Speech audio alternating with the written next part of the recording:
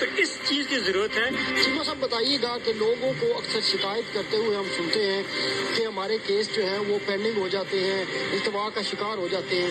کیا وجوہات ہیں؟ ان میں لوگوں کی ایگزیجریشن ہے یا ہماری جو عدالتی نظام ہے اس میں ابھی کچھ جو ہے وہ بہتری لانے کی ضرورت ہے؟ اس میں مختلف جو پہلو ہیں وہ ہیں, ایک تو بے جا کیسز, جھوٹے کیسز بھی ہیں اس میں کچھ لوگوں کے جینون کیسز بھی ہیں, اس کی وجہ سے بھی. دوسرا کچھ چیزیں ایسی اگر کرمنل کیسز کی طرف جایا جائے تو پراسیکیوشن کی طرف سے بھی کچھ ڈیلے ہوتا ہے, جو کمپلیننٹ ہے ان کی طرف سے بھی ڈیلے ہوتا ہے.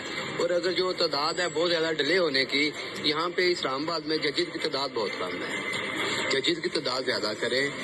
جتنا پیسفل سٹی یہ پہلے تھا اتنا اب نہیں رہا. بہت زیادہ کرائم ریشو ہے, جس طرح پنجاب میں ہے یا باقی جو پروونس ہے اسی طرح اب یہاں پہ بھی بڑھ گئی ہے. اس لیے یہاں پہ جو اسلام آباد میں ایک تو ججز کی تعداد بڑھائی جائے, کیونکہ ججز کم ہیں, کیسز زیادہ ہیں ان کے پاس. اب ایک جج کے پاس 2-2, 3-3 پولیس اسٹیشن نے دیے ہوئے ہیں.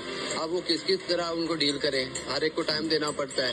تو اس طرح جو ہمارے چیزیں نظر آئی ہیں وہ یہی ہے کہ یہاں پہ جو جوڈیشری ہے اس کی تعداد بڑھائی جائے. چیمہ صاحب آپ نے بتایا کہ جھوٹے کیسز کی وجہ سے کچہری کا بہت زیادہ عدالتوں کا ٹائم ضائع ہوتا ہے, تو اس کا تدارک کے لیے کیا اقدامات اٹھائے جا سکتے ہیں؟ جی, اس کے لیے جو عدالتیں ہیں یا اگر کوئی کرمنل کیسز ہیں تو اس میں تو ان کے خلاف جو قانونی کارروائی ہے, جو بھی جھوٹی FIR ہوتی ہے یا جو بھی جھوٹے کیسز ہیں ان کے خلاف جب تک آپ اسٹرکٹ ایکشن نہیں لیں گے اس ٹائم تک یہ جھوٹے کیسز نہیں ختم ہو سکتے. جب آپ کسی کو نشان عبرت بنائیں گے, مثال بنائیں گے تو وہ چیز رکے گی. ٹھیک ہے.